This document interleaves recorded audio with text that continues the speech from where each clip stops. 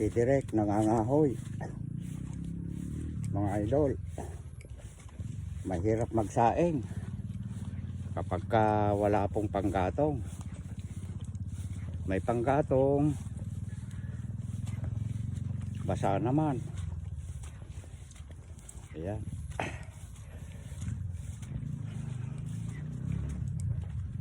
Ito siya, oh.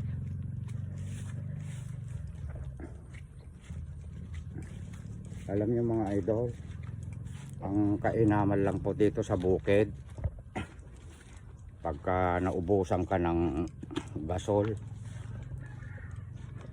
meron pong makukuha ng mga panggatong po. Shout out nga pala yung mga taong mga tapat sa akin. Lubos po akong nagpapasalamat sa inyong lahat. Sa Rogelio Duldulao Fernandez, 369 followers na po ang naibigay nyo sa akin mga idol. Yan. Kaya maraming salamat po. Ayan. Bakit kaya kahit malaki na ang followers mo, mga viewers mo, hindi pa ganong kalakihan ang sahod po ni Direk. Kaya ang trabaho po natin dito sa kay Boss M, tiyaga-tiyaga lang po. Balang araw po mararating din natin ang malaking sweldo sa kanya. Kaya yun pong may mga FB Reels, tiyaga-tiyaga lang po.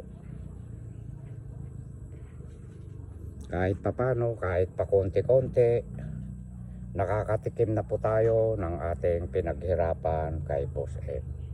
Huwag po tayong mawawalan ng pag-asa. Lahat po tayo na nandito sa kanya, trabaho ito sa kanya na kung ano ang mga pinanggagalingan ng sweldo sa kanya, gagawin po natin. Malaking bagay po yung picture, paggawa ng content. Ayan. Maraming salamat din po yung mga followers ko sa Duro Fernandez. Tumataas na rin po. At bukod po sa lahat, shout out po sa lahat ng mga old friend ko. Martinez Luz, Lorena Mercado, Dimros, Melode Apelado, Judith Punsalan, Gonzales, isama ang nag-iisang lalaki, si Mr. Daita. Ayan. Kasama na rin po ang mga letter B. Kung wala kayo ng mga letter B, hindi sisikat ang isang bida. Ayan. At hanggang dito na lang. Thank you sa inyong lahat.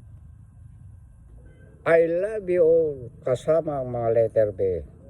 Ikat mo na, Direk.